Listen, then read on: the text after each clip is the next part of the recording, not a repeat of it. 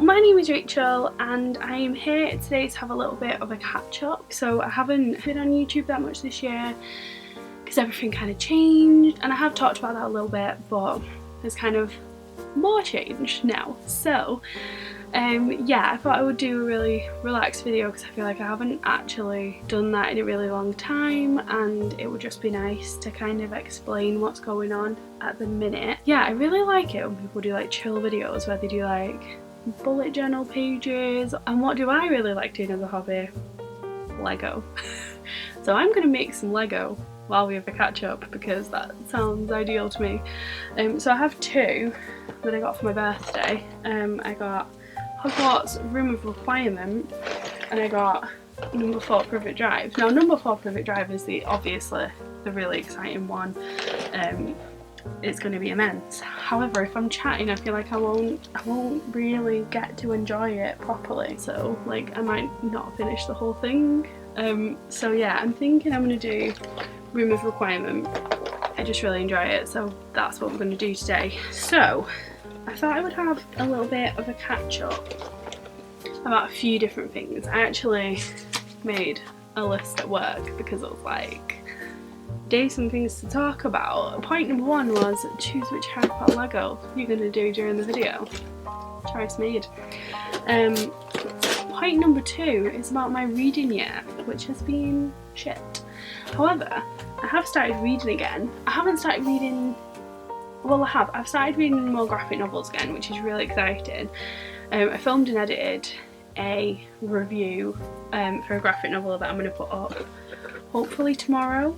But as the next point will tell you, I thought that my baby had died. My laptop is 6 years old, never had a problem with it, and I was terrified that it was dead, like it just wouldn't come on, blah blah blah blah. But we went to the Trafford Centre yesterday. I'm sorry, this is going to be loud. Yeah, I went to the Trafford Centre yesterday and it turns out there was just like a cable loose underneath the tracking pad, like the little mouse bit. So he literally like fixed it in like 2 seconds and I was like, oh my god, you're my saviour, best person in the world. And my laptop works again, so that's awesome. So I'd already done that video like a week and a half ago, but just didn't put it up, so I'm really happy that I can now upload that. That'll be exciting. So like I've got back to reading more graphic novels again, which is, you know, great. I'm really happy about that. But in terms of like I haven't read a literary fiction book in forever. I started reading, what's the pink one? My Dark Vanessa. I started reading that ages ago and was really enjoying that, but just put it down. However, I did get quite a few books for my birthday and I have started reading a lot more because I've gone back to work properly. And yeah, like as in I've been at work for most of this whole situation because I worked over the summer a bit as well, but there weren't any kids there and I wasn't at my actual like desk in the library, and so yeah, I just haven't really done that much. But now I'm back at my desk and doing the stuff that I was doing before, so I'm back to listening to loads of audiobooks. I've blown through the first 3 books of the Throne of Glass series and I'm halfway through the next one, which I have read them before, but I really didn't like Tower of Dawn, which is like the one in between the 5th book and the last book. People argue whether it's a 6th book or a half book, but either way I don't like it.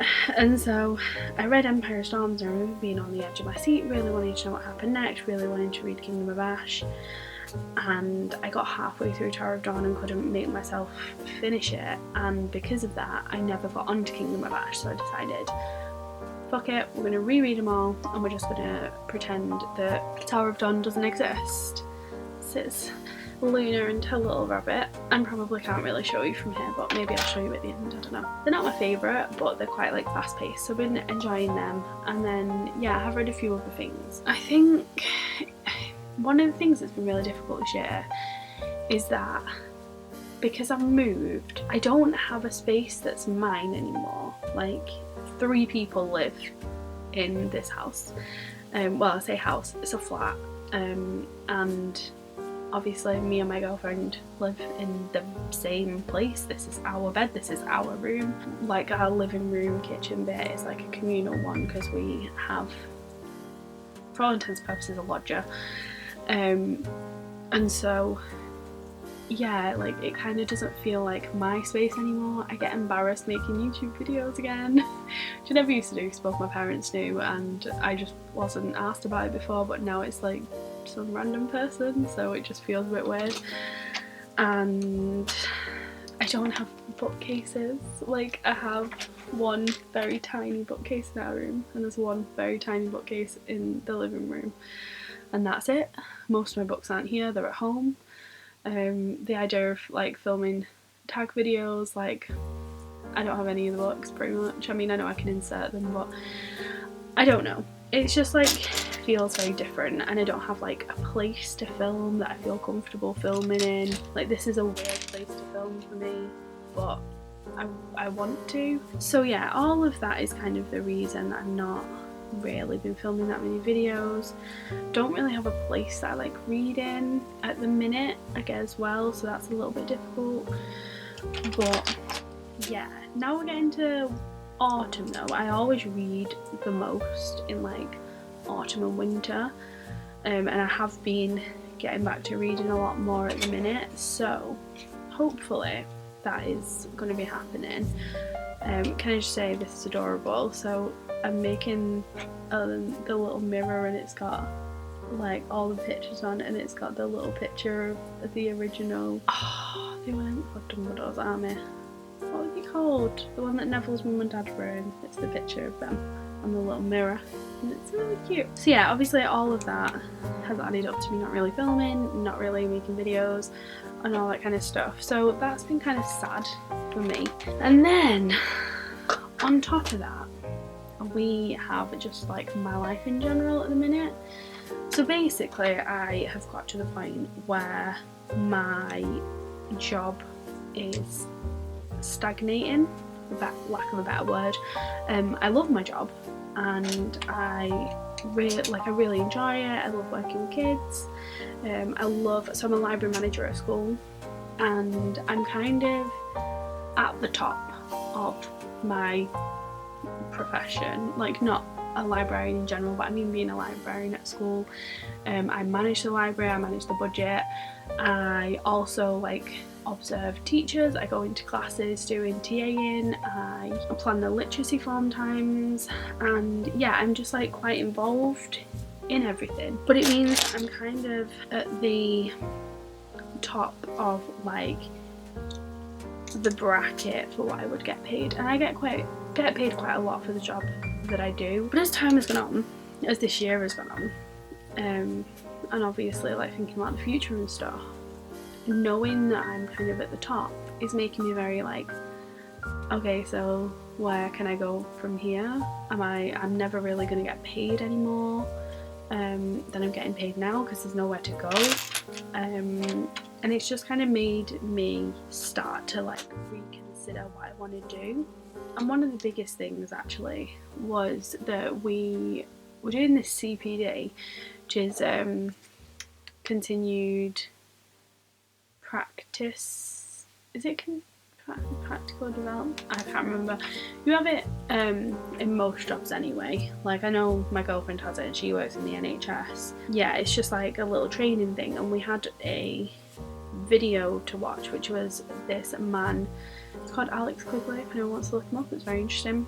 It was like a lecture about accessing subjects and accessing knowledge, and it was all about how students can't access lessons and knowledge unless they have the language of that subject. And it was all about how it was like disciplinary reading, and say you go into art, you are going to read a text, but you're going to read a painting, and say you go into, you know, whatever, and it was about making students literate in a lot of different ways to make all of their subjects accessible. And I just found it fascinating. Like I thought it was so good, and it kind of made me be a bit like, is this something I would be interested in? Would I be interested in teaching? And I've always said no, because I always hated watching my mum when I was a kid, because my mum is a teacher. She is a head of history and geography, and she, like, it was insane the amount of work that she'd do, and I never want to do that. I still never want to do that. I don't like it.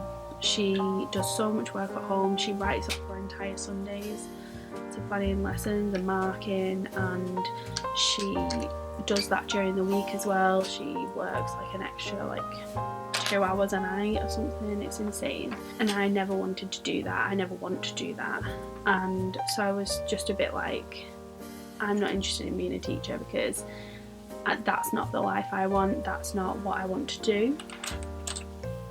But with the school that I work at currently, they are really enthusiastic about teachers having a life outside of school. They really promote you leaving early. They give you a lot of PPA time, the highest PPA time in like the city that I live in probably.